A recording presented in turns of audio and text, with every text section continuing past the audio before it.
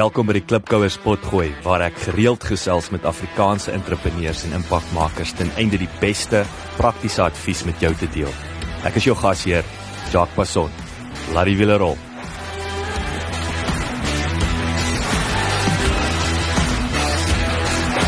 Misdaad is buite beheer. Mense in Suid-Afrika leef in voortdurende vrees. En hoe dan anders? Die statistieke lyk net nie goed nie. Ons praat van 'n gemiddeld van 57 moorde per dag, 'n roofaanval elke paar minute en 'n verkrachting elke 4 minute. Dankie tog vir my jongste gas, Mike Bolhuis, wat dit as sy roeping sien om misdaad met hand en tand te beveg. Met meer as 35 jaar ervaring is Bolhuis 'n genadeloose en soms onortodokse stryd wat hy teen misdadigers voer, welbekend en selfs berig. Een van sy teende staan nog geskryf, No Drugs, No Violence. Dit in 'n netedop is die fokus van Mike Bolhuis, se kruistog teen misdaad. Niemand is meer passievol oor die stryd teen misdaad as hy nie, veral wanneer vrouens, kinders en diere daaronder ly. En dit is vir my baie interessant, die groot passie wat hy vir diere het. Inteendeel, hy het vir my gesê, hy sal ouens vrek maak wat 'n dier laat ly, want 'n dier kan nie terugveg nie. Oor die jare was hy uiters suksesvol daarin om bende en dwelmverwante misdade te beveg, tot so 'n mate dat sy maatskappy as 'n laaste uitweg beskou word. Dit laat my dink aan 'n hedendaagse uitdien, wat as niemand anders jou kan help nie, is daar 'n uitweg. Ons leer egter die mens agter hierdie baie tawwe voorkoms ken, en dis 'n baie interessante storie.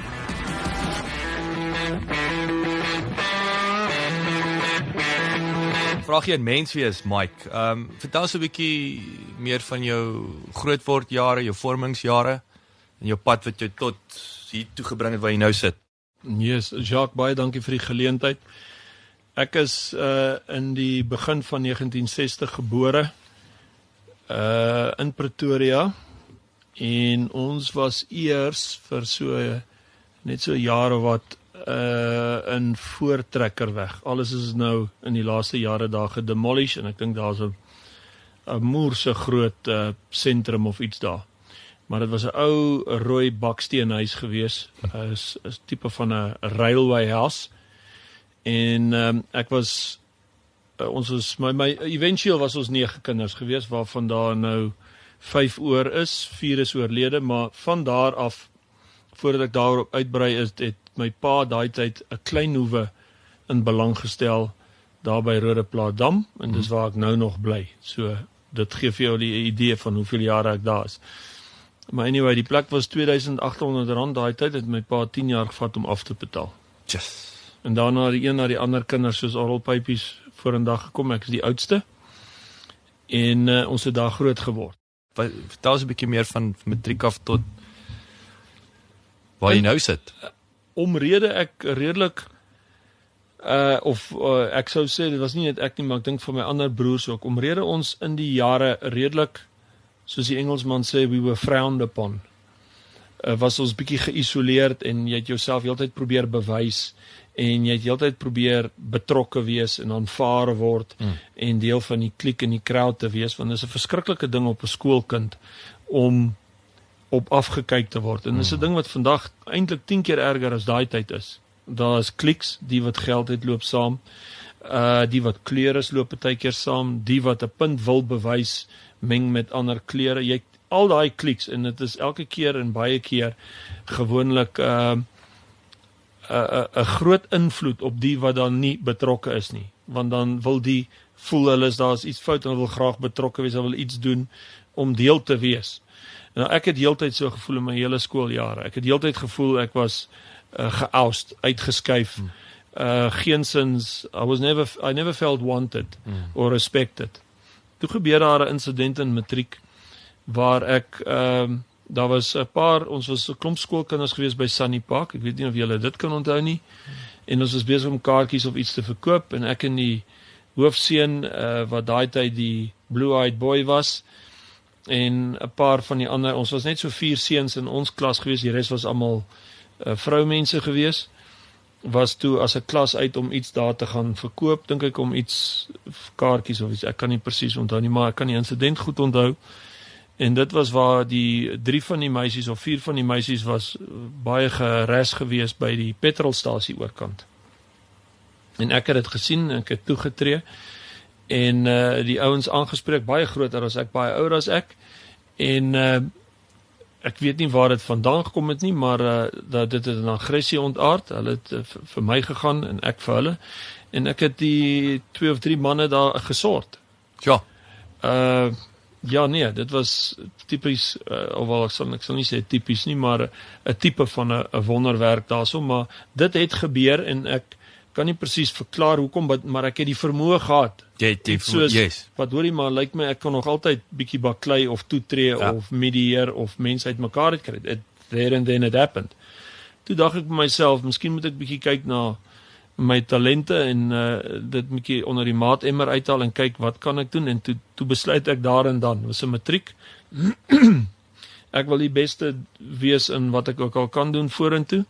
En toe kies ek eers weermag. Waar kan ek die beste wees? Toe hoor ek die valskerm ouens. Is maar die plek om te gaan, ja. En toe is ek soontoe. Ja, Bloemfontein. Ja, toe is ons daarso en ek het toevallig nou die 26ste Oktober was ek die gasspreker gewees by die jaareindfunksie van die Parabats tussen 1960 en ek dink 94 se groep. Ja. Daar by Mike Coronele, en dit was vir my baie aangenaam, ek heel wat mense daar gesien. Maar anyway, na die Bats klomp kampe gedoen vir die Bats, en ek het myself probeer om daar as die beste soldaat uit te staan, en daarna het ek met 3 goed begin betrokke raak, by die Pretoria Mark, en by die Staatsteater restaurant, die Allegro, en met 'n sekuriteitsbesigheid. En eventueel uit die sekuriteitsbesigheid, ek het al hoe meer versoeke gekry om veiligheid en sekuriteitsdienste te bied. Dit was toe nou die nagklubs daai tyd, maar dan kom die nagklub eienaar na jou toe en hy sê, hoorie, daai ou betaal nie sy geld nie, of hier's 'n probleem, of hierdie ou bliksem sy vrou, of jy weet, hierdie kar moet gehaal gaan word, of jy weet, daai tyd was daar nog nie dwelms nie, want dit het later ingekom, maar gewoonlik enigiets verwant met drank of jy weet, ouens wat nie geld betaal nie of wat disrespekvol is, wat het al na ons toe gekom. En daai jare was dit lekker. Jy het net so lekker gekuier saam met die polismanne, so as jy die ou half dood gebliksem het, dan kom die kops, dan staan hulle daar, gee hom nog so een skop en gooi hom in die van. Is soos 'n onderwyser wat jou pak slag gee, as jou ouers hoor, dan gee hulle jou ook sommer 'n pak slag. Klappe by die huis ook. So, jy weet, daai tyd, daar was net eenvoudig, dinge het sommer baie vinnig geloop, jy weet, as jy daai tyd, jy het probleme, alles, jy het nog steeds jou praatwerk gedoen, jy het nog steeds gewaarsku, en jy het jou naam en reputasie, en dit en wie jy, wat jy is, en wat hulle van jou weet, nog altyd gebruik om 'n vorm van misdaad te verhoed, maar daai tyd kon jy 'n toetree fisies met baie goed en 'n groot verskil maak. Wat is die klimaat op daai stadium in die nagklubs in Suid-Afrika? In ander woorde, ek nou dink,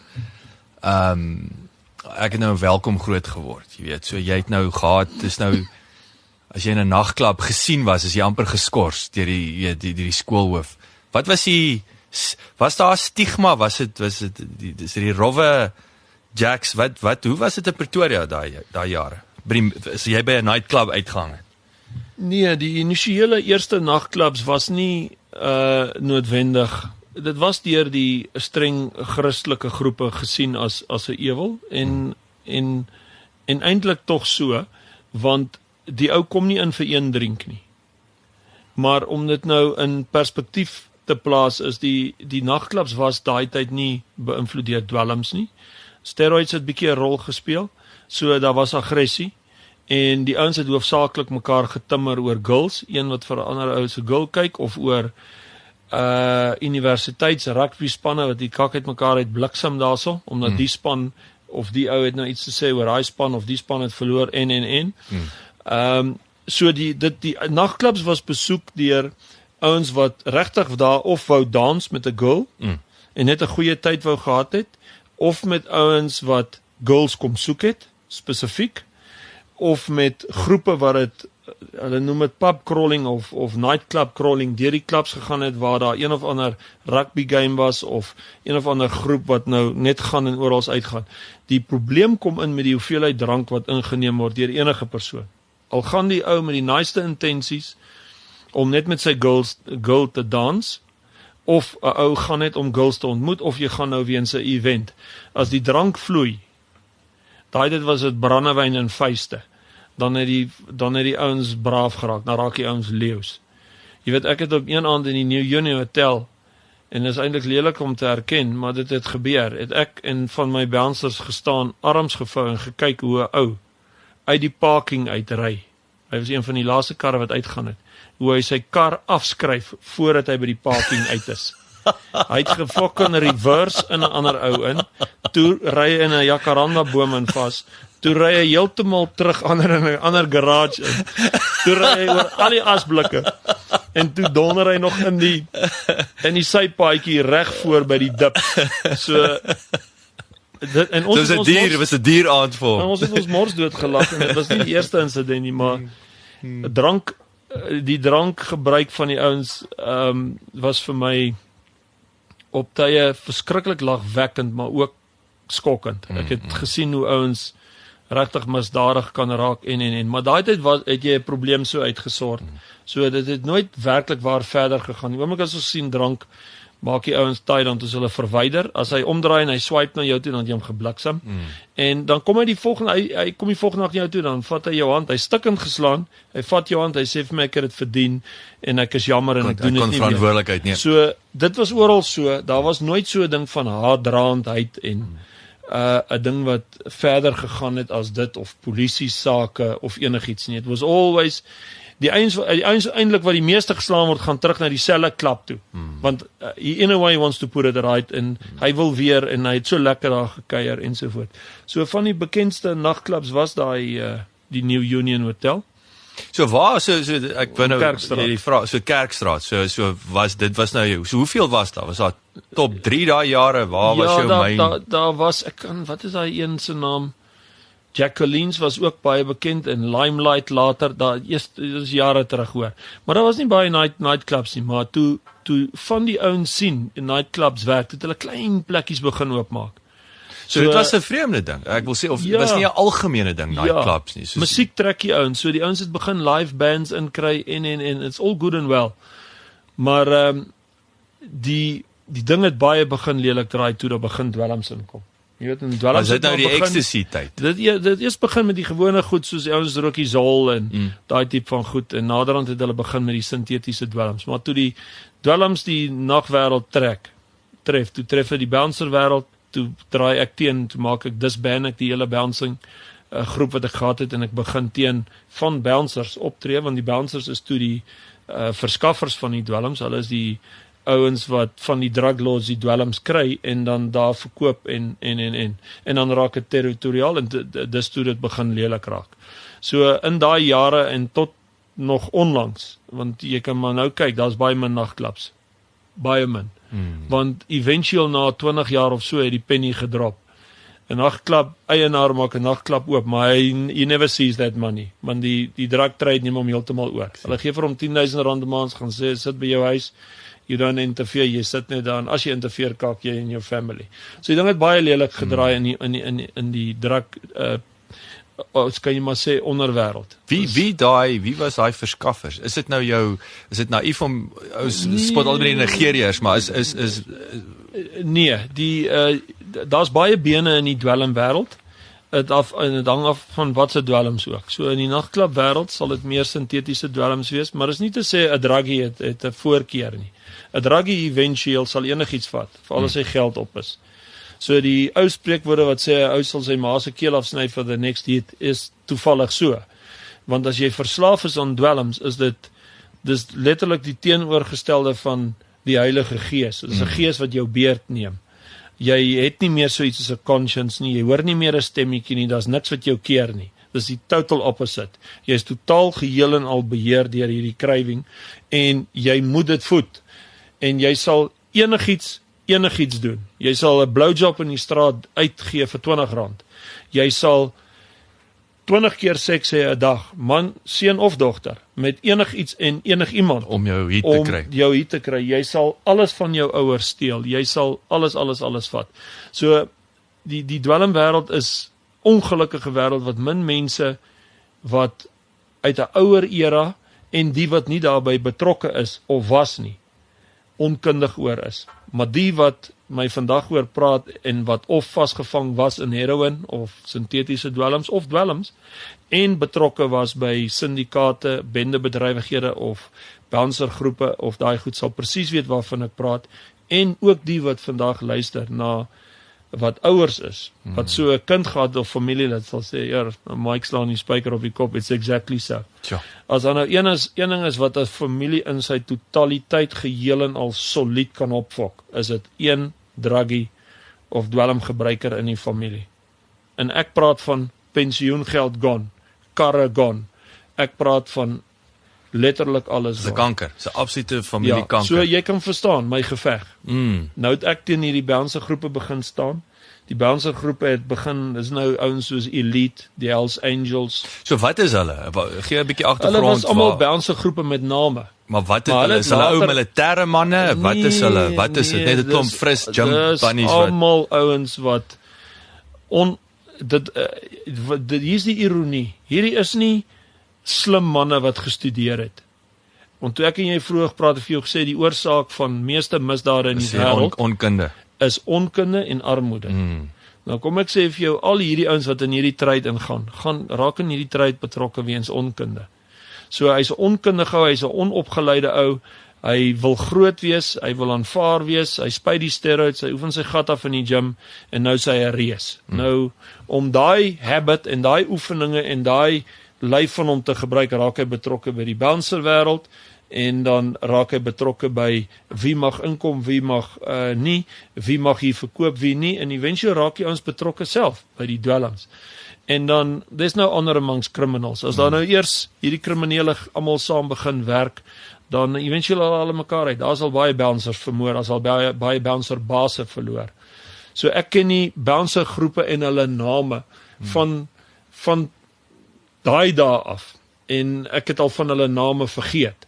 Maar die laastes wat die grootste staan gemaak het, wat dit soos 'n besigheid probeer hardloop het, was maar die Hells Angels en Elite. En maar hulle het ook gevou. Eventueel het hulle, jy weet as jy met hierdie misdade betrokke raak, en dis die nadeel, ek sou eintlik wou gehad het dat misdade mense vinniger opfok, want dit is vir my ideaal. Maar baie keer is mense vir 'n lang tyd betrokke by misdade en dan sien hulle eventueel dat al die miljoene rande, waar is dit heen? Hulle het niks, hulle verloor alles. Want onthou hierdie tipe van ouens het 'n vrou, maar het 'n klomp girlfriends ook. Hy raak betrokke by steroids en dwelms en dit neek alles, ek het klaar mos gesê, wat doen dit aan hom? Raak betrokke by alle vorms van geweld, maar hy raak ook ouer in die proses. En plus alles wat hy in sy liggaam gooi, en dit is drank ook, want alles wat hulle doen is verkeerd, het 'n effek op sy liggaam. En hoe ouer jy word, dan kan jy eventueel nie meer die 180 kg bench nie, jy kan nie meer die hardste slaan nie, en jy kan nie meer dit nie, jy kan nie meer dat nie, en dan kom 'n jonger clown op die nuwe ouens op die blok met sulke dun armpies en hy steek jou met 'n fietspeek, daai tipe van goed. Daai tipe van lewe met daai paranoia, daai vrees, gesamentlik daai hele konkoksie in daai persoon se lyf. Hy kan dit net nie maak nie, want jy weet die Here God het ons uniek geskape. En jy gaan tog mos nou nie diesel in 'n petrol engine gooi. Ja. En ek sê altyd vir mense, jy weet jy's nie geskape om aanhoudende stres, paranoia, dwelm, steroids, drank, 'n gerondnekery, 'n gebakleiery.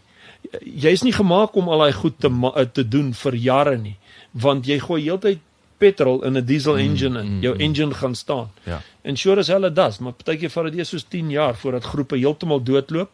So wat ek gedoen het is ek het die publiek heeltyd gewaarsku. Want jy kan, die polisie kon nie, ons kon nie, ons het 'n verskil gemaak, baie klopjagte gedoen, baie optredes gedoen, baie keer geweld teenoor hulle gepleeg, baie keer van teenoor hulle opgetree as jy moet.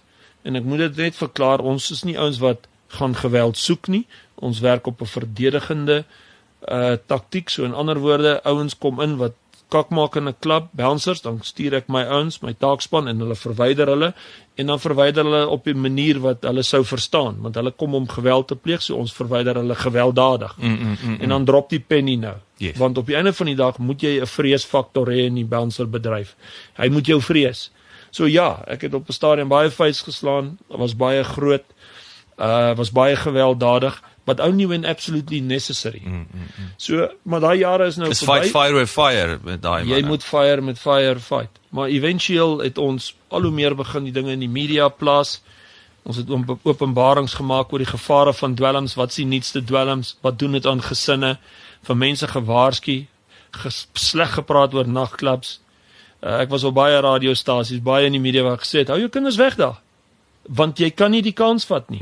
Want jou onskuldige kind drink net 1 drink en dan ry sy 2 die aand daarna huis toe en 'n doosdronk ou ry haar dood. What the fuck? Ek meen, dan sit jy met so 'n situasie en jou kind het eintlik vir die eerste keer of paar keer uitgegaan net om een ou drankie ergens te drink en lekker musiek Net te om te luister. ontspan. En heel onskuldig, that's the one that dies.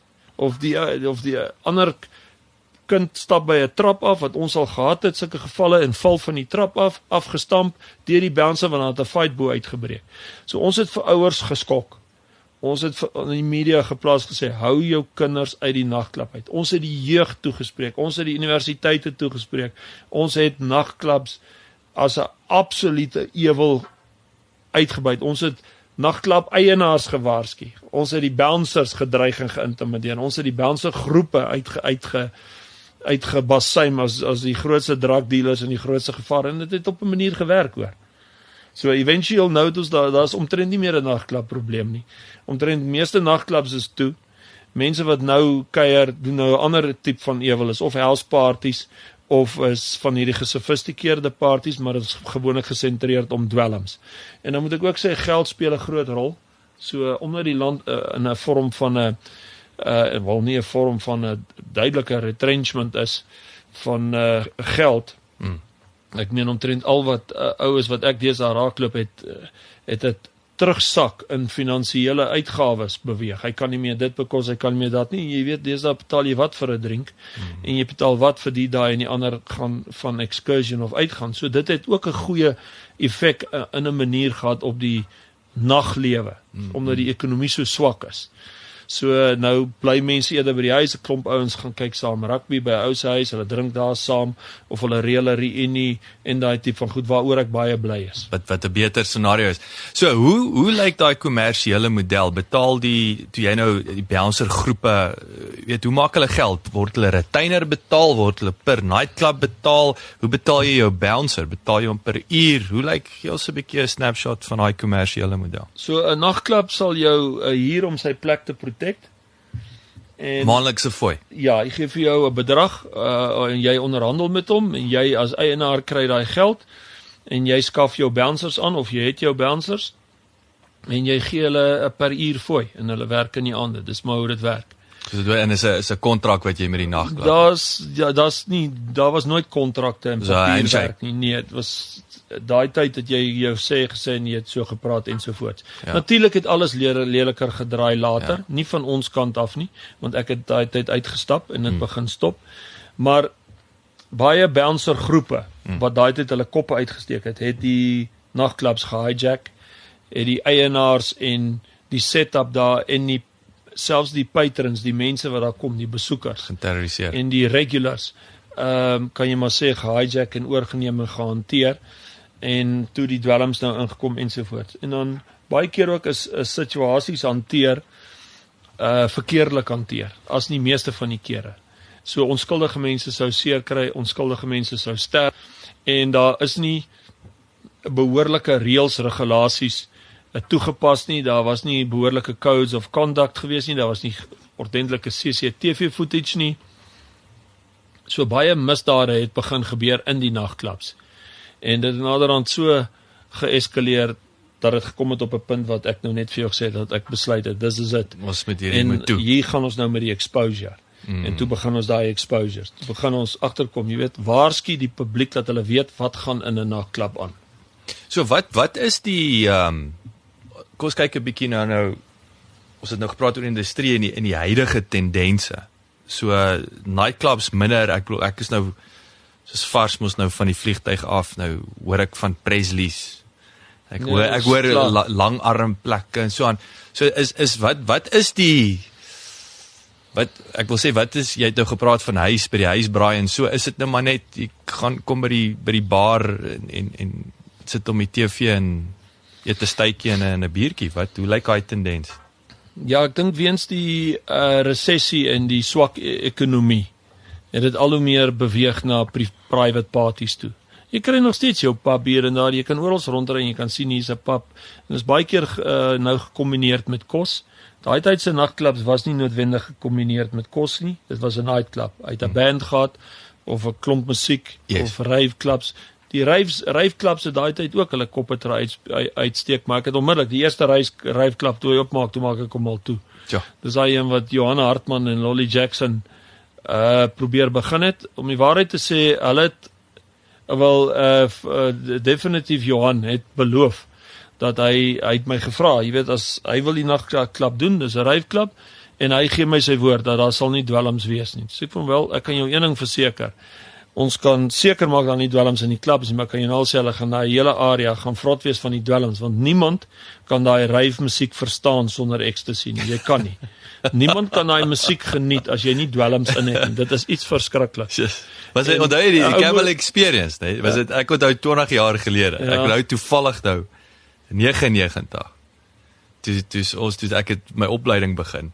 Toe ons hier so in Irene en toe ry ek in 'n pel die Camel Experience in Midrand. Dis dit dryfs maar verskillende dis 'n verskriklike groot ding. Of is in die Camel het dit maar ek onthou maar is verskillende stages so goed geweest. Maar ek onthou 'n paar van daai en toe nooit die HTO's. Was dit? Ja, dit was die HTO's rave ek sien events. Was die handelsmerk. Ja. Okay. Nee, en ek het toe vir Johan gesê, alright, want dit is toe die eerste ding in Suid-Afrika en dit was 'n baie groot expose in die media daaroor en man, dit was nie 'n paar maande nie, toe sien ek ons moet hierdie plek toemaak, toe hoor special assignment daarvan, toe stuur hulle kamera crew, Anne-Marie Lombard het alles gefilm en toe gaan maak ons daai plek toe en toe die oorloë maar begin. Want toe is ek teen al hierdie ouens wat nou die raveclubs doen. Want kyk, al wat jy daar binne koop is water. So, jy koop die kakka binne en jy gooi dit in jou bek en jy drink water en dan verstaan jy hierdie kak wat hulle hier speel. Dit is astronomies, dis iets om eintlik te beleef en te sien. Jy kan as 'n normale mens dit nie uithou daar nie. Dis hy die ligte, daai stroom. En daai ligte, daai musiek is net eenvoudig. Dit het so 'n indruk op jou liggaam en op jou hart en op jou senuweestelsel en jou oë en jou ore, dat slegs daai dwelms kan maak dat jou liggaam dit absorbeer. En nou ja, natuurlik baie mense het geoverdose, daar's heelwat mense dood. Daar was baie gevogtery in die nagklub wêreld van ons kant af teenoor hulle. Toe hulle een draai oopmaak daar in die ooste van Pretoria. Hy het nie eens die eerste dag gesien nie. Toe ons daarin. En elke nou en dan hoor jy van een of ander fris Chris wat sê ja, hulle gaan ons uitsort en ons kan maar kom en ons daai fris Chrisie bietjie uitgesort. So daar was deur die jare maar altyd ouens wat gedink het hulle kan 'n draai loop met ons, maar op 'n einde van die dag het ons deur die genade van die Here was ons maar die ouens wat die sweep kon vleg en die verkeerde ouens uit die tempel uitdryf hier hoor. Tyd vir 'n het jy geweet insetsel. Die aantal dwelmgebruikers in Sub-Sahara Afrika sal na beraming teen 2050 met bykans 150% toeneem. Aldus onlangs 'n navorsing deur die Instituut vir Sekuriteitsstudies. Dit is slegs 'n 5% styging in die verhouding van die bevolking wat met onwettige middels eksperimenteer relatief tot vandag, maar die beraamde bevolkingsgroei in Sub-Sahara Afrika beteken egter dat die kontinent die grootste groei in die aantal absolute gebruikers sal ervaar van enige streek, is jy reg hiervoor, wêreldwyd. Die studie het verder onthul dat dwelmgebruikersvlakke in Sub-Sahara Afrika selfs hoër is in Suid-Amerika, die Karibiese eilande en Suid-Asië. Ek wil dis malligheid as jy daaraan dink. Daar is verskeie kragte wat hierdie toename dryf. Afrika is oorwegend jonk, toenemend welgesteld en verstedelik teen 'n snelle pas. Alles faktore wat lei tot toenemende dwelmgebruik. Daarbey lê die kontinent steeds onder hoë vlakke van armoede en ongelykheid, wat verdere bydraende faktore is. So ons het nou die ander ding. Ek wil 'n bietjie gesels. Ek wil twee goed. Ek wil afstap na ek wil gepraat oor opleiding en ek wil 'n bietjie as jy vir ons net 'n bietjie kan inkleer, weet jou groep manne julle gaan in. So ek wil weet toe weer eens, hoe maak julle geld uit so uit? Is dit goed vir bemarking? So maar ek sal nou terugkom na dit. Hierdie rage parties, nê? Wat die matrieks. Wat is die? Want ons het verlede jaar, so ek sê nou, seker goed wat nou vir ons nuut is na al die jare terug. Is mos rage, nee. Ek dink is rage wat ek onthou ons tyd het jy maak het toe gegaan en jy het op die strand rondgehang daarso en dit was die party. Nou hoor ek die ouens is in bote. Die meeste verwagtingskappe gebeur op sulke kan 'n mens wat noem sulke bymekaar kom met matriek af en dit is veral by die universiteite soos die Juels en dan hierdie matriek afskeidparties en dan hierdie waar hulle aftrek na Plet toe of Nysna toe en by dorpies bymekaar kom in die eerste 2 weke van Desember. So dit is nog 'n realiteit. Dit het ek toevallig laas jaar ondersoek. En dit is moeilik seker, nee, want dit is nie 'n night club nie, nee, dis nou so 'n klomp ouens op die strand. Nee, maar dis nie die ergste nie. So kom ons sê dit is die ergste want jy sit daarso met soveel ongebore kinders en jy sit met soveel aborsies. So ek het dit toevallig vir jare is dit vir my genoem die laaste paar jaar, 3-4 jaar en ek het besluit laas jaar om bietjie uit te vind omrede ek 'n huis het in Keurboomstrand. Wat is die storie nou presies en toe vind ek uit. Na 'n bietjie van 'n ondersoek. Die ander ding wat ek uitgevind het in so 'n ondersoek is dat by dit is maar niks anders as 'n tipe van 'n rave of 'n rage party of wat ook al. Dis waar die studente eenvoudig gaan. Dis 'n sekere ouderdomsklas en waar hulle eenvoudig hulle gaan mal. Hulle raak uiters onverantwoordelik, ontsettend baie drank, ontsettend baie dwelms en wat daarmee gepaard gaan.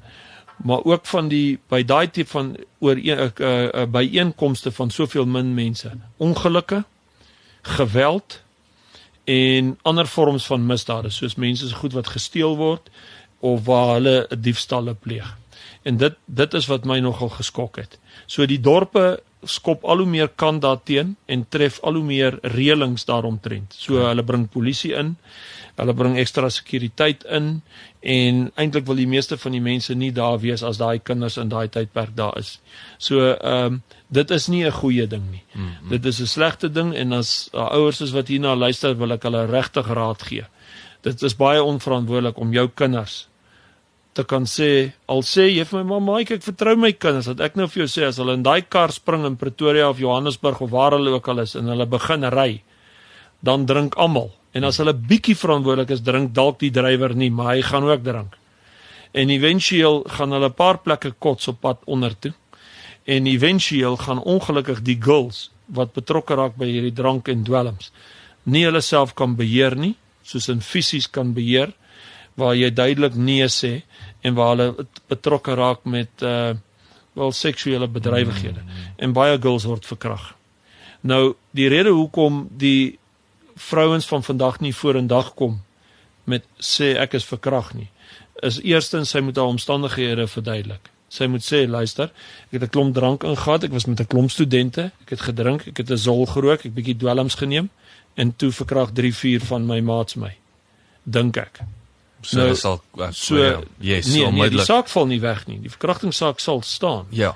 Maar die stigma daaromtrent. Ek sien. En dat jy eintlik so verantwoordelik was dat jy het nie toegelaat nie, maar jy was onverantwoordelik. Ja. En dit wat dit aan jou familie doen. En dit in ons swak polisieering van vandag wat 80% korrup is met 'n slow go judicial system, is dit hoekom vrouens nie vorendag kom nie. Dan, wat se effek gaan dit hê aan my studies nou? Ek het nou net besig, ek gaan nou net 'n student word. Nou weet almal ek is verkrag deur 3 ouens of 'n ou of wat ook al. Of dit met my gebeur. Die meeste 90 as nie meer nie. Ek sou sê 95% van al daai groot parties waar girls verkrag word, kom nie vorendag met die statistiek wat sê ek is verkrag nie. Hulle sal my bel en sê, "O Mike, dit het my gebeur." En dan as ek vir hulle sê dis hoe dit met vorentoe gebeur, of ouers sal my bel, hulle kom nooit terug na jou toe, want die oomblik as jy dit op skrif moet stel, die oomblik as jy 'n saak moet maak, die oomblik as jy na die polisie toe moet gaan en dan word 'n DG verslag van jou opgetrek, dan word 'n crime kit van jou getrek. Dit is 'n verskriklike proses wat 'n vrou moet deurgaan. Verskriklik. En jy weet nooit wie's by daai polisiestasie nie, en dit het niks te doen en almal weet al teen die tyd ek is nie 'n rasis nie. Ek wil dit baie reguit sê, maar 'n swart dametjie wat verkragt is, sal nie deur noodwendig 'n wit dokter ondersoek wil word nie. En andersom. So wat ek probeer sê is, omdat daar 'n ernstige seksuele misdryf gepleeg was op 'n spesifieke kleur kind, sal daai kind spesifiek wil verkies om deur slegs die huisdokter of haar huisdokter en ondersoek word. En by die polisie werk dit nie so nie. Jy moet gaan en jy gaan daar word 'n crime kit van jou geneem en jy word ondersoek deur 'n spesifieke polisieeenheid wat dit op 'n spesifieke manier, 'n spesifieke protokol moet volg. En dit is een van die ander redes. Nou stap die dametjie in met haar maatjies by 'n polisiestasie en sy sien nie die aanklagkantoor en sy sien miskien die onkundigheid en sy sien miskien die apatiesheid of sy sien die setup daar soos wat dit is en dit sit onmiddellik in haar kop vas en sy besluit daarteen. Dis ongelukkig die geval, dis die realiteit en het niks te doen met 'n stelling van dat daar is 'n kleur issue hier nie. Dit is wat in 'n vrou se kop aangaan en ek doen honderde van hierdie interviews. So daar's die redes. So daai parties is 'n big no-no en ek wil die ouers waarsku. Is bad news. Jou kind stap nie daar uit na so 'n party as 'n beter mens, as 'n meer ingeligte mens, as 'n veiliger mens, as 'n skoner en gesonder mens nie. Jou kind loop die risiko dat van die goed met haar kan gebeur en jy kan net hoop en bid as jy wel jou kind laat gaan dat dit nie met daai kind kan gebeur. En dan daar gebeur maar goed met die seuns ook. Onthou die ou wat die girl neem sonder haar toestemming of die girl vat of met haar seks het eers as hy heeltemal doodsdronk is. That eats him also at a stage. Hy mag lekker lag en brag en praat kak onder sy buddies ensovoort, maar op 'n stadium het dit 'n effek op hom en dit skep hom en dit create hom aan 'n tipe man. En ek het 'n groot probleem met jong mense van vandag wat promiscuous is en wat losbandig is, want dit maak jou 'n tipe mens dat jy op 'n tipe manier in 'n verhouding wil ingaan en op 'n tipe manier jou soos in inverted commas jou seks kry. Want onthou daai man wat dan so is, kombineer seksualiteit met 'n gebruik van iets om dit te kan kry. So daar's nie 'n reliance on dat hy werklik waar gesoek word deur die teeparty, die ander party, die vrou, vir wie en wat hy werklik waar is. Daar moet eers 'n beïnvloeding wees. So ek's 'n groot vooraanstander van goeie verhoudings. 'n Jong man en 'n jong vrou moet baie goed in verhouding met mekaar eers wees voordat hulle enigstens eers oorweeg om seksualiteit te beoefen. En ek glo absoluut aan seks in die huwelik eers. Ek glo nie aan al hierdie kak wat hulle sê jy moet die kar eers toets en jy moet 'n klomp girls mee slaap nie en ek glo nie daaraan nie.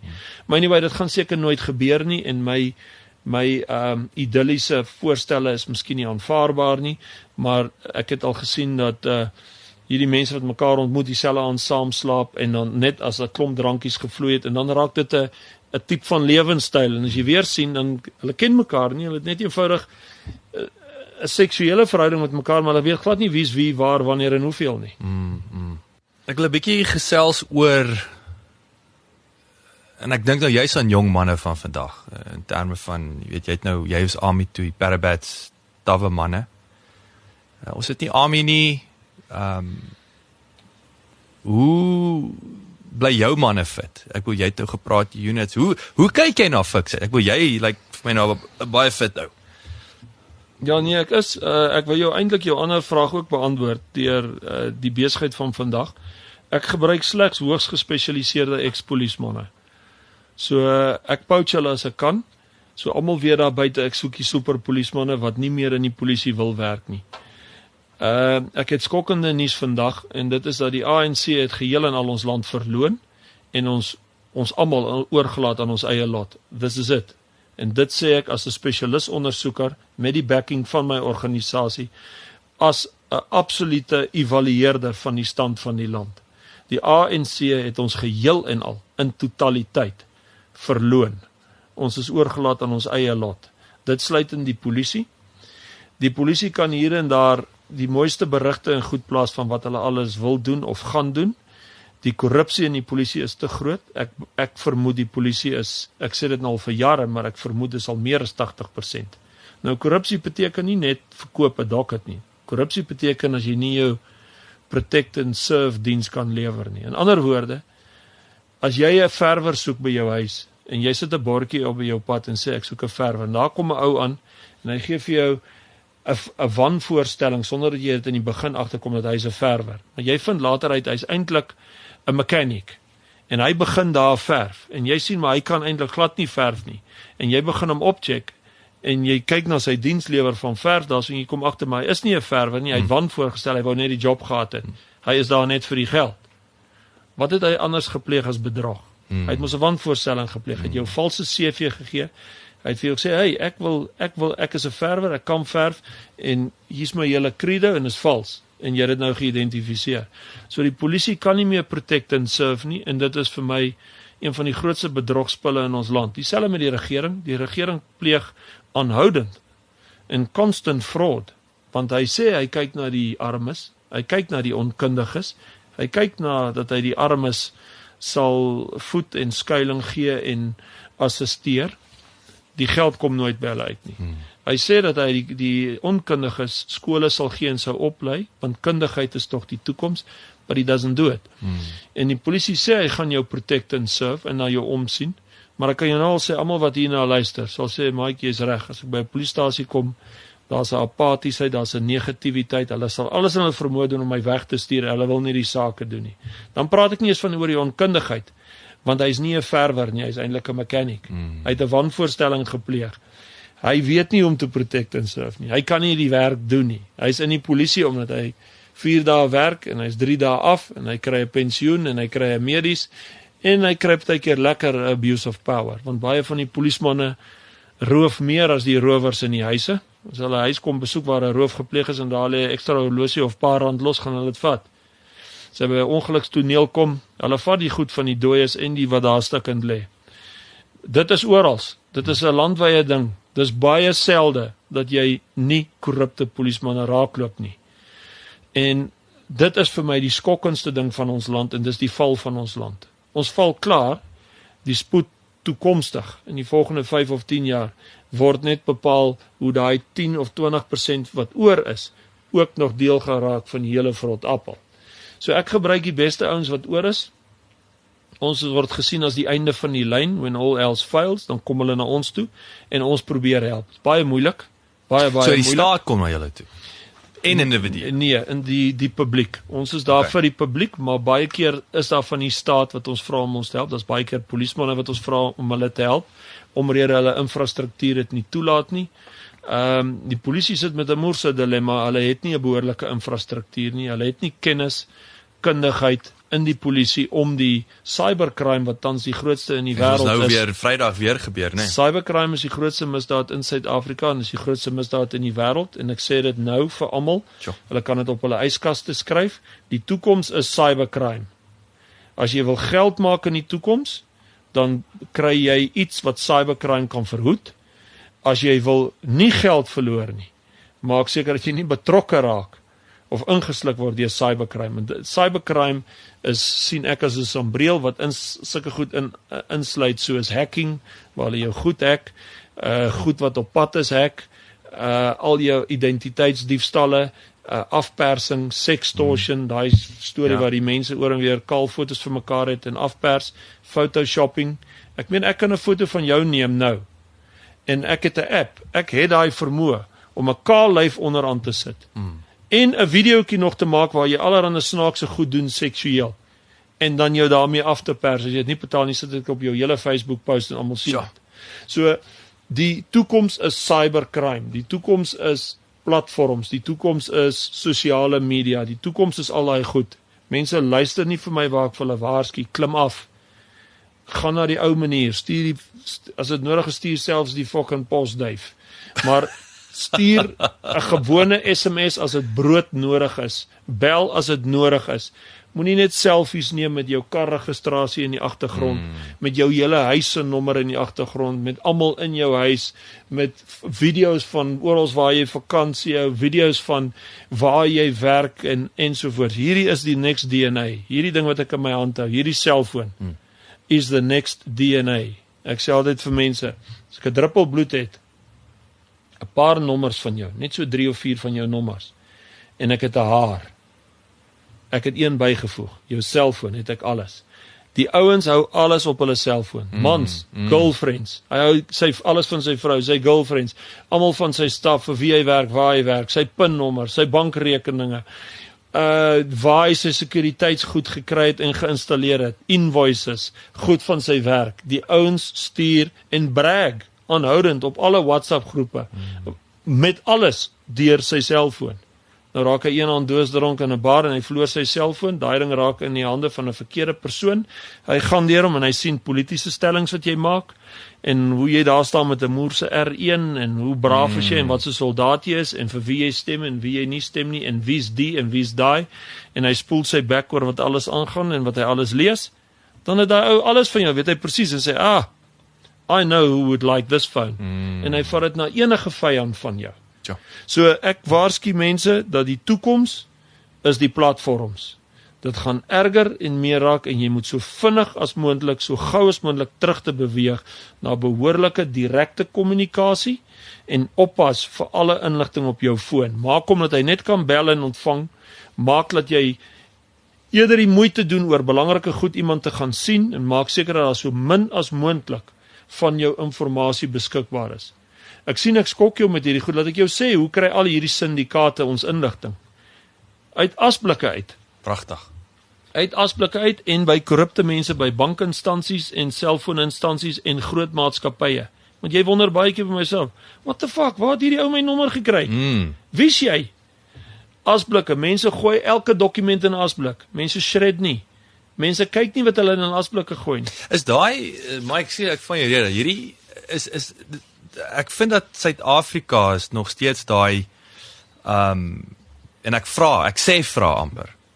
Dit voel vir my dat ons uit ons skuldige Afrika verlede uitkom. Jy weet, dis dieselfde met die ouens wat ek sien gister of die naweek weer 'n vrou wat verby my ry met 'n klein dogtertjie op haar skoot. Jy praat oor ek kry hartaanval as ek dit sien want ek sê mos altyd dis net sy wat nie in ongeluk betrokke gaan raak of die kinders wat agter op die bakkie sit. Weet ons het so groot geword, maar jy's naïef as jy dink in moderne Suid-Afrika dat jy iemand kan nie in jou vasry. Inteendeel is nie of nie, dis wanneer. So dink jy daar's 'n bietjie 'n blazeigheid, soos maar ek shred nie, want niemand gaan my posbus drom kom leegsteel in my ID-nommer. Ek skryf maar my ID-nommer aan neer, want ek doen dit nog altyd as ek kyk, dis 'n ander stupid ding wat ek ouens sal ID-nommers neerskryf by sekuriteit hulle incheck. Ek skryf altyd sommer enige nommer aan neer. Dink jy dis net daai is 'n naïwiteit? Dit is 'n naïwiteit en die mens moet aanpas. Hy moet weet dat hy moet 'n trapsiekie wees. Hy moet weet vandag is 'n ding so en ek moet aanpas om misdaad te voorkom en te verhoed dat misdaad teenoor my gebeur en dis hoe ek dit aanspreek. Daar's die 3 goed. Tweedens, die mens moet weet dat enigiets kan enige tyd met enigiemand gebeur. Daar's nie so ding soos daai vrou wat dink, ag ek ry gou-gou soontoe, sit gou hier op die skoot. As jy op 40 km net breek, dan slaan daai kind haar neus voor op die dashboard stikkend. Dan het daai kind op daai ouderdom vir die eerste keer 'n gebreekte neus gehad. Partykeer vat dit 'n operasie om daai neus reg te trek en sovoorts en kan baie meer ander komplikasies veroorsaak. Ek wil nie eens praat van die trauma op so 'n kind nie. Maar hoe dit ook al sê is, as mense nie bereid is om deesdae net bietjie stil te sit en bietjie net na die stilte te luister en te dink. Die mens het ongelukkig, en ek dink ons het vroeër daaroor gepraat, hy het iemand geraak van, hy antwoord veels te vinnig, jy gooi vir hom die bal en hy gooi hom onmiddellik terug. Hy vat nie, hy's 'n onmiddellike reageerder. Hy reageer emosioneel, hy reageer oor enigiets wat hy onmiddellik sien, hy reageer veels te veel en veels te vinnig en met veels te veel kak. En ek sien dit oor hoe mense hulle spoel op WhatsApp groepe. As jy na die WhatsApp groepe kyk, dan moet jy sien wat se kak kom daar uit. Dis nou ou wat nou nie gedink het. Dit is nou ouens wat jy, of mense wat jy sou dink wat uit 'n behoorlike agtergrond, uit 'n behoorlike education, hy's 'n behoorlike soldaat, hy's 'n behoorlike alles. Maar kyk wat se kak praat hy hier. So die mense het iemand geword wat 'n chatterbox geraak het en die platforms like it so. Want onthou die platforms is daar geskep for more communication, vertel my meer van jou, sê meer wat jy wil sê. So die mense het heeltemal 'n masjien geraak wat, hy spoel sy mond nou aanhoudend oor alles en te vinnig. So hier's wat ek sê, take a step back. Wat jy ook al sien, beleef of ervaar, maak 'n ingeligte besluit as jy 'n reaksie gaan maak. Moenie net reageer op hoorsê inligting of vermoedelike inligting. Reageer op feitelike inligting. Jy moet altyd vermoedelike en hoorsê inligting omswaai in feitelike inligting, dan slegs eers is dit feitelike inligting en dan daarop kan jy reageer. Maar almal wil tog altyd iets sê en 'n opinie gee. En ek het toevallig by die Parabet talk het ek hieroor gepraat. Die mense het 'n verskriklike opinionated. Hy wil sy eie stem hoor, hy wil praat, hy wil roggel, hy wil alles sê, hy wil kak praat. He just wants to fucking talk. Wese geraak. Dat hy nie besef in watse verskriklike omstandighede plaas hy homself nie. So dis hoekom ek sê, die meeste mense sink hulle self ongelukkig weens dit wat hulle sê, want dit wat hulle sê is op rekord. As jy eers op 'n foon, as jy eers 'n ding neergeskryf het, kom ons sê wat jy ook al administratief doen en of wat jy dit ook al op watse platform doen, is dit 'n gevaar as dit sensitiewe inligting is. So, sulke goed soos as jy in 'n besigheid is en net alles weggooi en daar weggooi, daar is baie keer lyste en lyste van name met hulle telefoonnommers.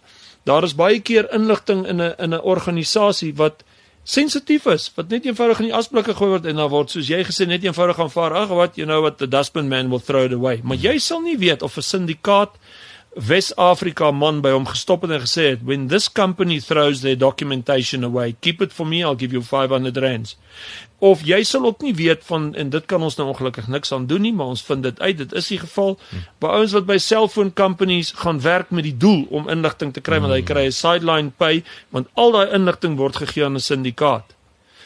En nou wil ek vir julle sê, syndikaate is deel van my waarskuwing op cybercrime. Want cybercrime is die absolute money flow towards a syndicate. 'n Syndikaat kan nie werk sonder 'n selfoon nie. 'n Misdadiger kan nie werk sonder 'n selfoon nie.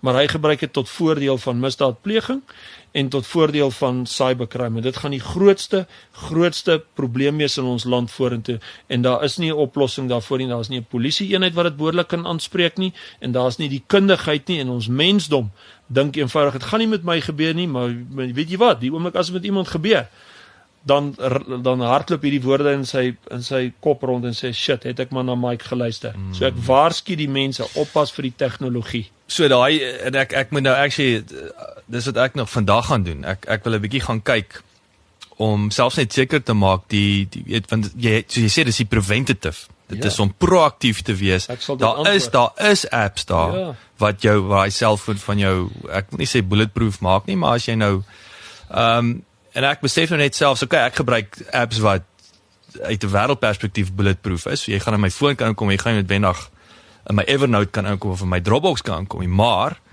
ek besef net my hele foon is nie beskerm, byvoorbeeld nie, vir so, as jy maar die foon beet kry, of wat ook al nie. Ja, kyk, eerste raad wat ek kan gee is, enige ou wat 'n selfoon het, en dis almal, jy moet, nommer 1, as jy klaar met jou foon gewerk het, kyk, my foon is 24/7 aan, want enigiemand kan my bel oor die ergste misdaad.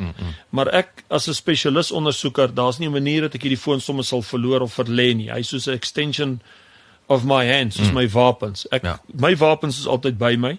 Daar's sekere goed wat altyd by my in plek is. My oë is soos 'n 360 rotator. Ek kyk altyd wat aangaan. Ek weet al klaar alles wat lê hier op hierdie tafel. Ek admireer daai nice klok daar. Ek oorweeg om te steel. Maar as ek by 'n plek ingestap en ek het uitgestap, I've seen it all. Ek weet waar is escape routes. Ek weet wat om te doen as iemand by daai deur inbars. Ek is nie in 'n onkant situasie, maar dis my werk. Maar ongelukkig meeste mense is nie in daai scenario nie. So hier is 'n paar brokkies goeie raad en advies. Sit jou foon af as hy nie gebruik nie, soos in dood, af. Sit hom af. Tweedens, maak seker dat jy 'n baie goeie paswoord het, maar wat jy onthou. Verander hom gereeld. Derdens, gaan na jou service provider toe, wat jy vertrou. Kry eers een wat jy vertrou. En vra hom vir jou om al die onnodige kak van jou foon af te haal. Moenie games op jou foon hê nie. Hoor nou wat ek vir jou sê. Moenie games op jou foon hê en nog minder pornografie. En dit sê ek nou vir al hierdie mans hier buite, want meeste van hulle is betrokke by pornografie. Dis waar baie van die sextortion sake vandaan kom. Want jy moet sekere inligting gee om by daai pornografie site in te kom. Daai ouens hou hand aan hand met 'n syndikaat, 'n inligtingsuitruil ooreenkoms. En dis hoekom ek kry die ouens met my bel. Ek het al oor die 2000 van hierdie sextortion sake gehanteer. Dan sê ja, maar en dan jy weet hoe embarrassing is dit vir man om vir my te verduidelik. En niks skok my meer nie, want ek het al meer, en ek weet nie of ek hierdie woord kan gebruik nie, maar julle moet maar besluit of julle hom gaan sny of nie, maar ek het al meer piele en poese gesien as enige ginekoloog en uroloog. So, as julle dit gaan sny, wat ek eintlik gesê het, is, ek het al meer dicks en fannies gesien as enige ginekoloog en uroloog. Jy kan my nie skok nie, I've seen it, in al my jare het ek dit hoeveel keer gesien. Nou sê hierdie ou, nee, maar ja, hy's op 'n porno website, maar dis hy in sy laptop, en dan, jy weet dan, is hy nou maar 'n bietjie besig, en hulle het hom gevideo. Nou sê ek eerste ding wat ek vir die ou sê, have you learned your lesson? Hy sê, yes, I've learned my lesson. Sê ek vir hom, wel, dan gaan ons nou die saak hanteer, dan hanteer ek die saak. Maar hier's wat ek vir die ouens daar buite wil sê is, bly weg van porn af. Vir begin. Maar kan ek jou sê, hoekom gaan die meeste my ignoreer hier? Verslaaf. Een van die grootste verslawings is pornografie. En dit is 'n moerse probleem. Mense sukkel om daarvan af te kom. Maar as jy dit dan nou nie wil doen nie, die bottom line is jy moet jou foon, jou laptop, jou tablet, jou rekenaar, alles wat jy het, moet jy gereeld, behoorlik diens skoonmaak, passwords doen en afval wat onnodig is. Jy moet enigiets en alles wat jy weggooi wat sensitief is, shred of verbrand. En jy moet geen waardevolle inligting wat jou kan identifiseer oor alles van jou, vir al jou finansies, jou familie en goed wat gebruik kan word om jou te benadeel, op 'n foon nou of op 'n rekenaar of enigiets nie. Dit moet weg wees. En moet ook nie try slim wees en dink jy gaan al hierdie goed op hard drives laai en ergens wegsteek nie, want die dag as jy geroof word, is dit die goed wat die ouens somewhere gaan kry. En die ander probleem is mense vergeet wat hulle doen en waar hulle goed wegsteek. So don't make your life complicated. Make it less complicated. Raak ontslaaf van al hierdie kak en lewe jou lewe sonder die platforms as jy kan. Baie goeie advies. Mike, ek wil vir jou, ek gesels lekker nou hierso, en hier is baie waardevol, baie dankie. Dankie. Ek wil 'n bietjie by jou hoor, nee, ek wil terugkom na jou opleiding van jou manne. Waar is Suid-Afrika? Nou is my laaitie, my laaitie is nou, hy's 12, so hy het nog 'n rukkie. Maar nou is my laaitie 17, 18, daar is nou nie meer AMI nie, hulle kry nie meer pak sla nie. Weet hoe, hy's nou, ek noem hulle die PlayStation generasie.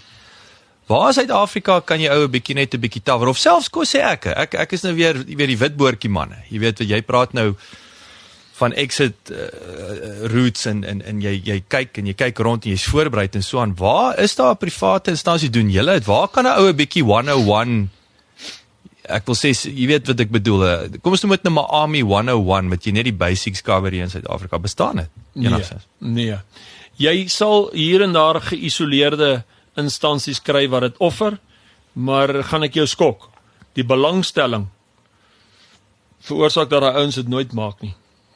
Prachtig. So ek het my eie selfverdedigingseenheid waar ons bereid is om mense selfverdediging mee op te lei.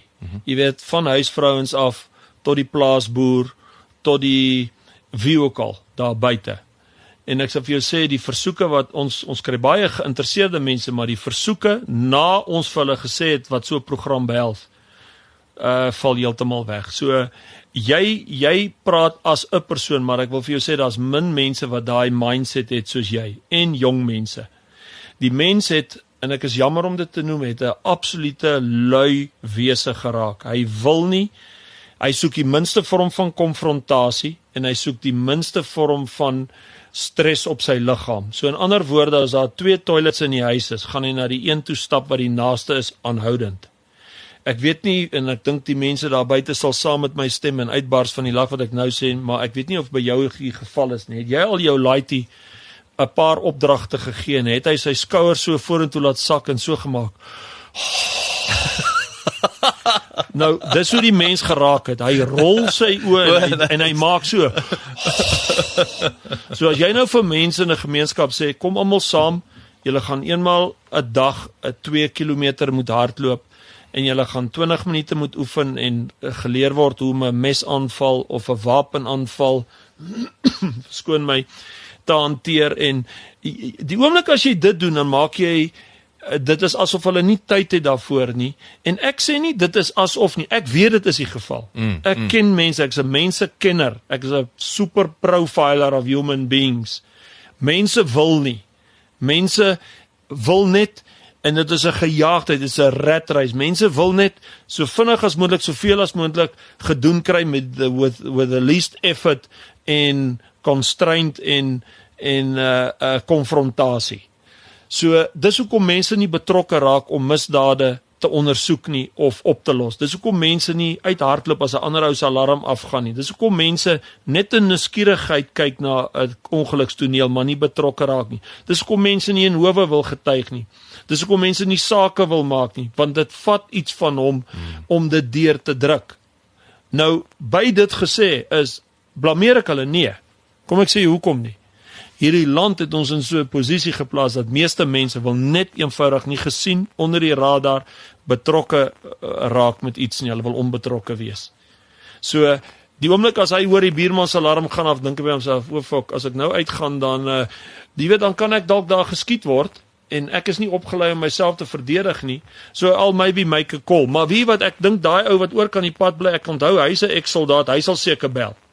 So die tendens en die gedagte redenasie om uit 'n ding uit te kom. Anders is 'n ander se broek. Ja, ek is 'n interveerder. As ek ry en ek sien 'n skoolkind langs die pad besig om boomtakke te breek, sal ek stop en ek sal vir hom speech. Vir hom sê, moet dit nie doen nie, want jy beskadig die natuur, hierdie boom gee suurstof, I'll take the 5 minutes. Of as ek iemand sien 'n papiertjie gooi of sommer net pis op straat, ek sal stop. Dis wat ek doen. As ek iets sien in die straat lê wat ek weet ek gaan die verkeer belemmer en pla, I'll take it away. As ek sien 'n kind is verkeerd met sy ma en ruk sy ma rond, ek is die ou wat sal stap en hom 'n vet klap gee en hom op sy plek sit. Ek is die ou wat die man gaan bliksem wat sy vrou donder. Ek is die ou wat as ek by 'n plek instap en 'n vrou word verkrag, ek skiet die fokker daar dood. I'll take the consequences. Ek sal in die hof gaan staan. That's me. Maar ek verstaan ook hoekom meeste en almal behoort so te wees. Dan was daar nie misdaad nie. Ja. Maar ek verstaan hoekom mense onbetrokke is, want ek verstaan sy vrees. Ek verstaan sy onkunde en ek verstaan ook die feit dat hy nie 'n infrastruktuur het en ondersteuning gaan hê as hy eers betrokke raak. So ek verstaan dit en ek blameer hulle nie en dis hoekom ek mense wat die land verlaat nie onpatrioties noem nie en dis hoekom ek ook nie taai is met hulle nie, want 'n ou wat die land verlaat omdat hy kan finansiëel en hy die fisiese vermoë. If you can go, want dit is onveilig. En die eerste verantwoordelikheid wat ek teenoor enige persoon het, is sy veiligheid. As ek weet jou omstandighede is onveilig en ek weet jy kan finansiëel en jy's fisies gesond om te gaan die land verlaat, gaan ek dit aanbeveel. Why? Want as ek dit nie doen nie, gaan jou finansiële of jou fisiese moontlikhede jou nie noodwendig beskerm van 'n gewelddadige land waar die misdaad om elke hoek en draai jou lewe kan neem of jou familie kan verwoes. So, daar was al een of twee wat vir my gesê, Mike, jy het mense gesê, hulle moet waai. Dan sê ek vir hulle, maar jy sien weer eens hoe luister jy. Eintlik, ek is jammer om het te sê, baie mense is domdose, want hulle luister nie. Dan sê ek vir hulle, julle moet luister in konteks. Veiligheid. Ek het 'n verantwoordelikheid teenoor my werk, my uitgeknipte job is. Wat doen ek om jou vandag hier veiliger te laat? 1, historiese misdade aan te spreek. 2, huidige misdade wat teenoor jou kan gepleeg word of teen jou gepleeg word. En 3, wat teen jou in die toekoms gepleeg kan word wat ek kan verhoed. Daar's my job. So op die einde van die dag kyk ek as 'n sekurheid en veiligheidsspesialis na 'n antwoord. En dan sê ek vir mense, as jy omstandighede in die land, wat ons tans geïdentifiseer het as die stand van die land, en jou in so 'n posisie plaas, dan het jy die keuse om te gaan. Jy kan gaan, as jy fisies gesond is, jy die fisiese vermoë om te gaan en jy die finansies, then you go, want dan is jy veilig. Mike, vertel ons bietjie meer nou, ek wil bietjie inzoom op julle dienste. So julle het verskillende tipe dienste wat julle lewer. Gee ons bietjie meer vleis op dit. So ons is spesialis ondersoekers wat deel met ernstige geweld en ernstige ekonomiese misdrywe. Ons is die einde van die lyn, ons is die go-to guys. So onder die ernstige geweldsmisdade het ek verskeie eenhede. Daar val enige sake wat te doen het met seksuele misdrywe onder 'n eenheid. Moordsake val onder 'n eenheid. Plaasmoorde is 'n ander kategorie. GBH, geweldsake, ernstige geweld in watter vorm wat teen enige mens gepleeg word. Dan is daar 'n eenheid wat deel met misdade teen diere, geweld teen misdade, animal cruelty. Dis hoekom ek die Flaming projek gedoen het. Ek het dit gesien as animal cruelty. Almal het gesien wat daar met die flaminke gebeur, maar niemand doen niks. Toe tree ek toe en toe verwyder ek hulle. En dan enigiets wat te doen het waar bloedspat. As ons moet DNA ondersoeke doen of cold cases moet nagaan en as ons kidnappings hanteer, vermiste persone, you name it, enigiets waar daar 'n vorm van geweld, 'n fisiesheid gepleeg is, gaan val onder ernstige geweldsmisdade. So as ons nou byvoorbeeld iemand gaan soek, dan gebruik ons nou die bad ding wat ons vandag beleef wat cybercrime is, maar ons gebruik dit tot ons voordeel, want daar is soveel platforms. Omrede ek het vroeër gesê, alles is op 'n foon. Alles is op 'n platform. So wat ons doen is ons infiltreer al daai inligting en ons trek en trace 'n persoon. So as daar 'n vermiste persoon is, somewhere along the line, het daai persoon laas 'n selfoon gebruik, of 'n kaart geswipe, of 'n kamera het hom ergens opgetel, en. So ons is baie suksesvol met dit, ons kan 'n persoon optel. Wat die ekonomiese misdrywe betref, daar is enigiets wat te doen het met geld. En partykeer hou die ekonomiese misdrywers hand aan hand met die geweldsmisdrywers. So in ander woorde, sê nou maar ouens is in die diamond trade, en die een ou die ander ou bedonder met diamante. As jy weer sien, hier ry 'n gangster om die ander ou uit te haal, so dan swaai dit nou weer, en dan raak dit 'n gekombineerde saak, en ek het eenhede wat dit hanteer, waar ernstige geweld en ernstige ekonomiese misdade gepleeg word, sê dit deur 'n syndikaat of deur 'n besigheid of gewoonlik deur gangsters groepe, die mafiosos en so voort. Soos die Radovan Kretschers, groot in die geld, groot in die money laundering, maar meer as 15 mense het verdwyn. Ek het Radovan, ek het baie met hom te doen gehad, ek het hom lank geondersoek, ek het die groot en topname in hierdie land het geondersoek en mee te doen gehad. Almal van hulle is in dit vir die geld, maar op 'n stadium, dan moet sekere mense uitgehaal word of vermoor word, en soos ek vroeër gesê, there's no honor amongst criminals, hulle haal mekaar eventueel uit. Maar hoe dit ook al sê, is die ekonomiese misdrywe is tans die grootste in die wêreld, en die grootste misdaad tans wat die hele wêreld se ekonomie in die ergste knel, is cybercrime. Daar is niks groter nie, in Suid-Afrika is dieselfde. Jy moet weet, onthou, enige afpersing, sextortion saak of enige ander vorm van cybercrime waar e-mails onderskep word, waar gelde en verkeerde rekeninge betaal word, gelde uit banke gehack word of uit instansies of uit persoonlike rekeninge is gelde wat verlore is vir ons SARS eenheid.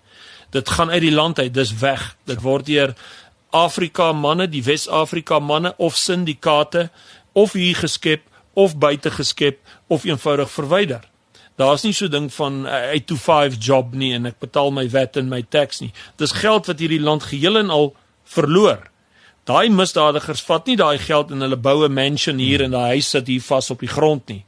Hulle lewe in die goedkoopste huise, hulle huur dit, hulle spandeer miskien geld op 'n duur kar, maar op die einde van die dag al daai ander geld wat is weg.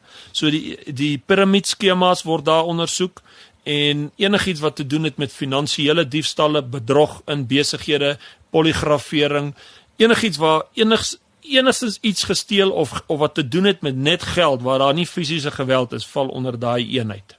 Wat kyk julle na die Amerikaanse is daar lande wat die tegnologie wat julle implementeer, jy weet, waar is daai best practice? Is daar lande wat uitstaan Ek jy nou praat van Apollo dink ek onmiddellik aan die FBI byvoorbeeld. Is daar sekere plekke waar jy weet organisasies wat julle met die manne gesels of deel of wat ook al? Die mense met die beste tegnologie in die wêreld is Israel en is Amerika by verre.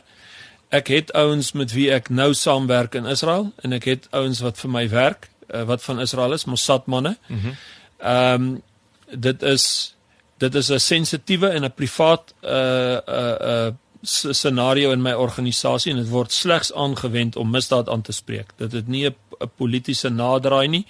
Dit het niks te doen met politiek, dit het te doen met van as ons baie dringende of vinnige hulp nodig sou hê in spesifiek ernstige ekonomiese misdrywe soos voortvlugtiges, ouens wat oor see wegkruip of selfs in track and tracing. Ek praat nie van die normale track and tracing in die land as iemand weg is nie, maar ek praat van in die groot syndikaat kidnapping, money laundering scenario's soos wat ek nou die dag in die koerant geplaas het van die Indiërs wat so die baie ryk Indiër manne wat so geïdentifiseer is. Dan ontvoer hulle. Maar wat dit het 'n konnotasie ook met 'n vorm van money laundering.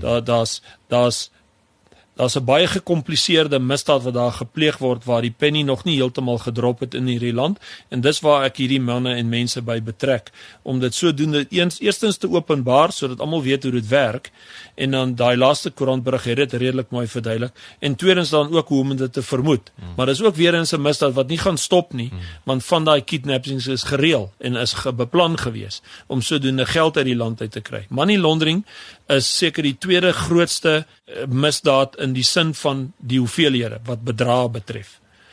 Nie in getalle nie, so daar's nie, ek kan nie sê om elke hoek en straat se ou wat money laundering pleeg nie. Daar is baie mense wat money laundering doen op 'n ander vorm vlak van geld in en uitbring sonder dat hy dit wettig doen. Dit kan jy ook sien, dit val onder money laundering, maar ek praat van groot maatskappye, groot besighede wat weens die stand van die land geld onwettig uit die land uitvat. En dit is 'n groot, wat bedrag betref, is een van die grootste misdade in Suid-Afrika. Tyd vir 'n het jy geweet insetsel. Sommige kenners beskou Mossad as die magtigste intelligensieagentskap in die wêreld.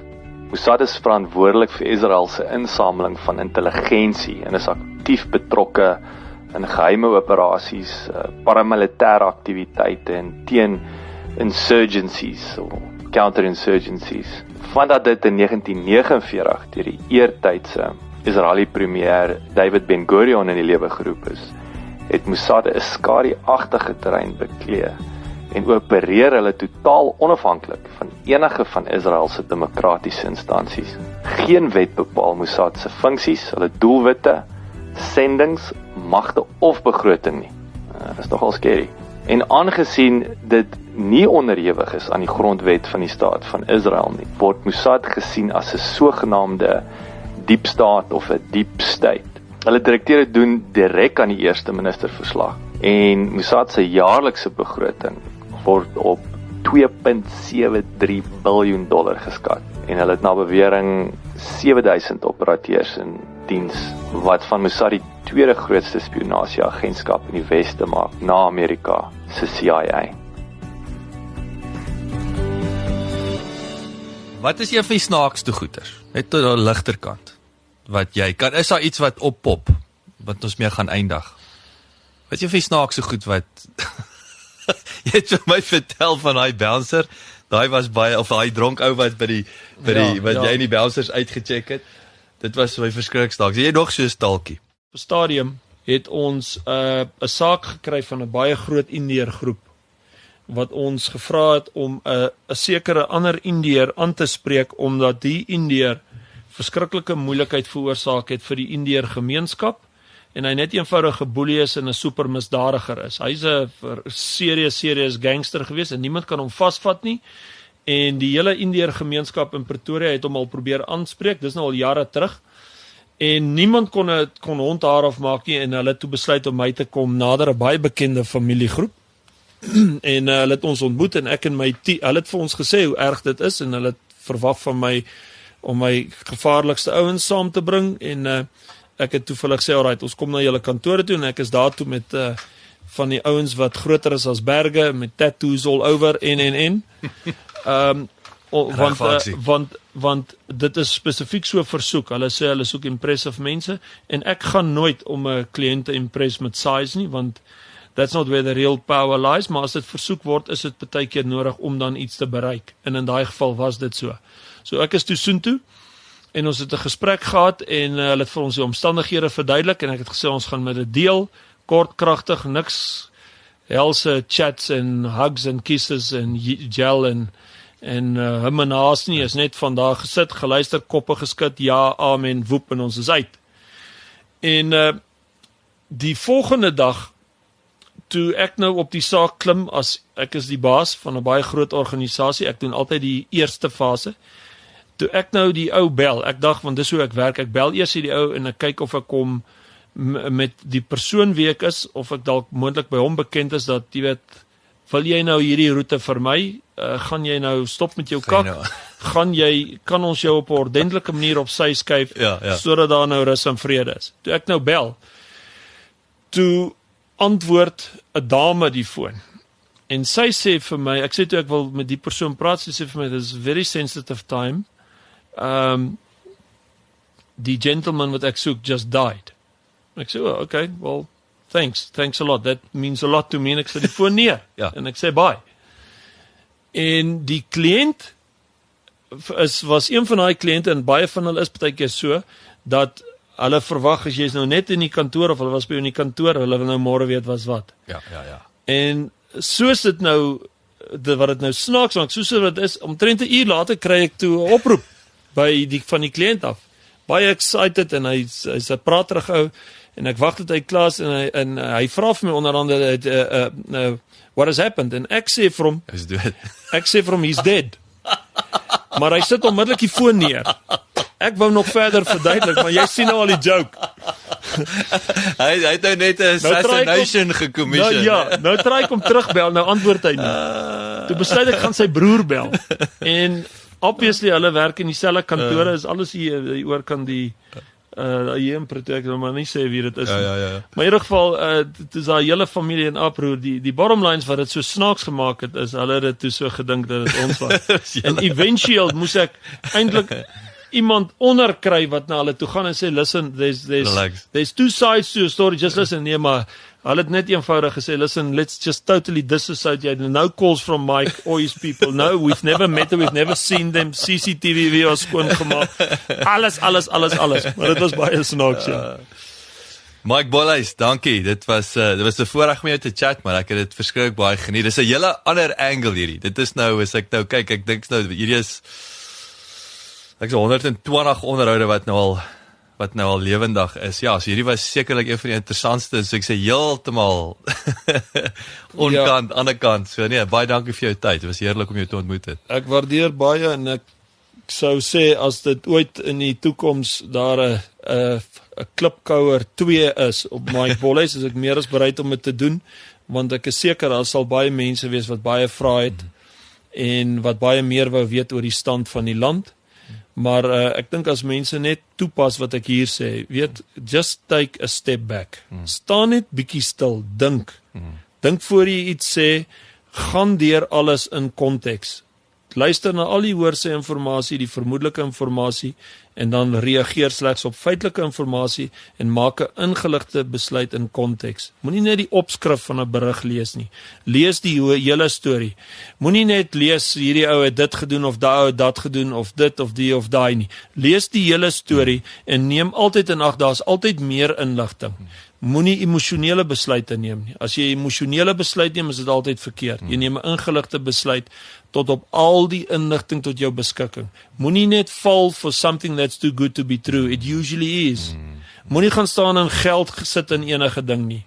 Maak seker dat jy wegbeweeg van platforms af. Pas jou eie paranoia en sekuriteit toe, is die moeite werd. Let's move a bit back en oppas vir die cybercrime wat vir ons voorlê. Thanks. Mag die Here julle almal ryklik seën met wysheid, insig, mag, krag, voorspoed en gesondheid. Baie dankie, Mike.